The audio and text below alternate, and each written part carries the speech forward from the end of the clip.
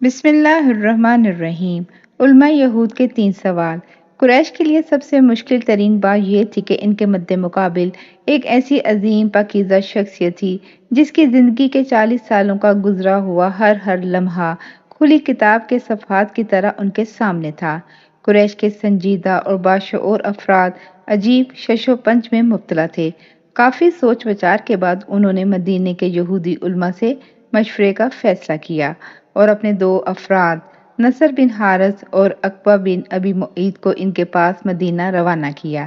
یہودی علماء نے انہیں مشورہ دیا کہ تم لوگ ان سے 3 سوالات کرو۔ اگر انہوں نے ان سوالوں کا صحیح جواب دے دیا تو سمجھ لو کہ وہ اللہ کے نبی اور رسول ہیں، اور اگر نہ دے سکے تو سمجھ لینا کہ وہ رسول نہیں۔ ان سے پہلا سوال یہ کرو کہ وہ نوجوان کون تھے جو زمانہ قدیم میں اپنے شہر سے نکل گئے تھے، ان کا کیا واقعہ ہے؟ دوسرا یہ کہ ان سے اس شخص کا حال دریافت کرو جس نے دنیا کی مشرق اور مغرب اور تمام زمین کا سفر کیا۔ تیسرا سوال ان سے روح کے متعلق کرو کہ وہ کیا چیز ہے۔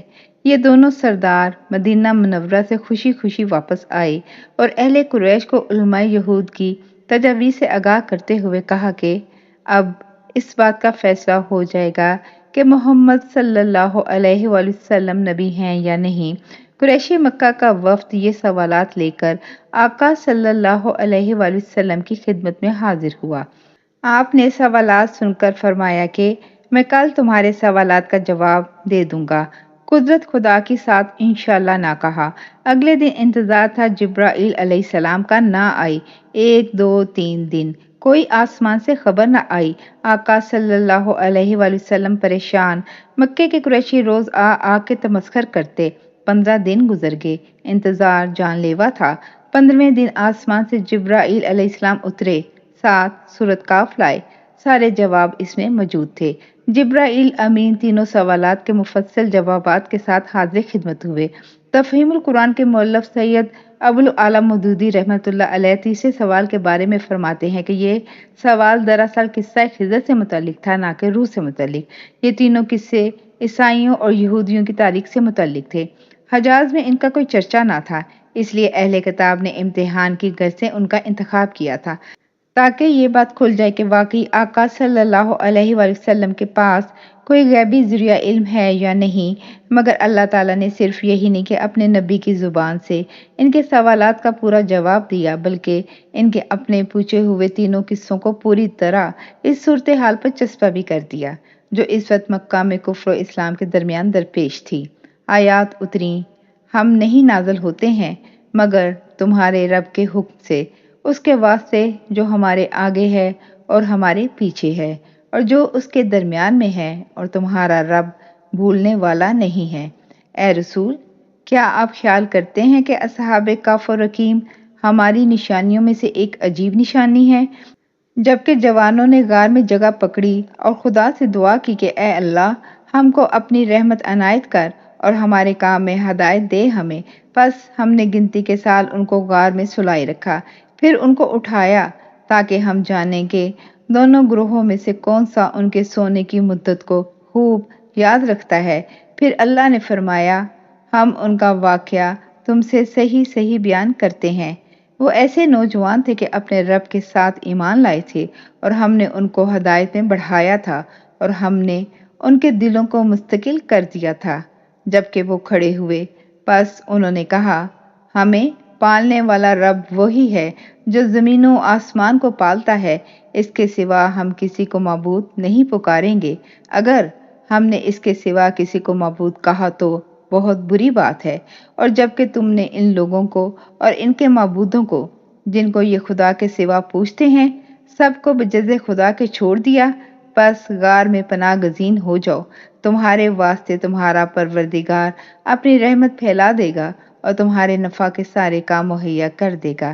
یہ واقعہ خدا کی نشانیوں میں سے ہے، یعنی ان اہل کتاب پر جو اس کو جانتے ہیں اور جنہوں نے اے رسول صلی اللہ علیہ وآلہ وسلم آپ کی صدق نبوت کے بارے میں اس سوال کو پوچھنے کا حکم دیا ہے۔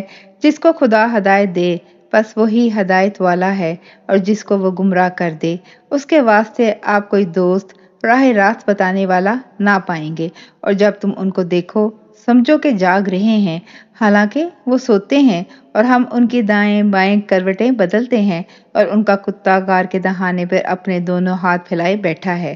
اور اسی طرح لوگوں کو ہم نے اصحاب کہف کا حال معلوم کرایا کہ لوگ جانیں گے خدا کا وعدہ سچا ہے۔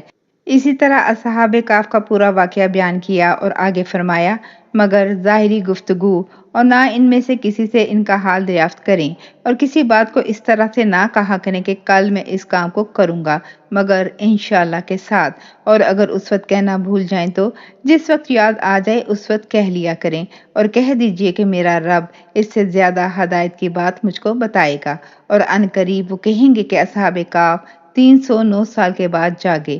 کہہ دیجئے خدا ہی خوب جانتا ہے کہ کتنا عرصہ وہ سوئے، اسی کے پاس آسمان اور زمین کے غیب کا علم ہے، وہ خوب سننے اور دیکھنے والا ہے۔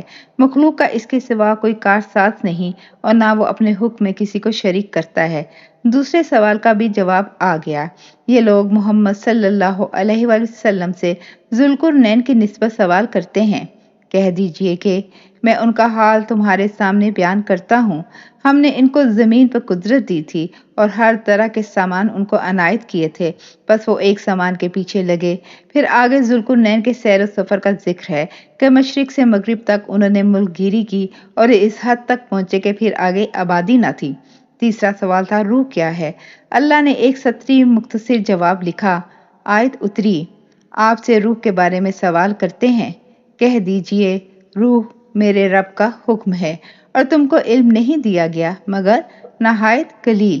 یہودی جواب سن کے پتھرا گئے، تفصیلات تو ان کی تورات سے بھی زیادہ بتا دی گئیں، خاموش ہو بیٹھے۔ جب آقا صلی اللہ علیہ وآلہ وسلم مدینہ ہجرت کر گئے تو ان کے علماء پوچھنے لگے، تم کو علم نہیں دیا گیا مگر بہت قلیل، اس سے مراد تم لوگ ہو یا ہم؟ آقا صلی اللہ علیہ وآلہ وسلم نے فرمایا، دونوں۔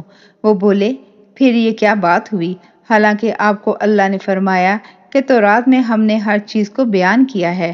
آقا صلی اللہ علیہ وآلہ وسلم نے فرمایا، تورات کا بیان علم الہی کے مقابلے میں بہت کم ہے۔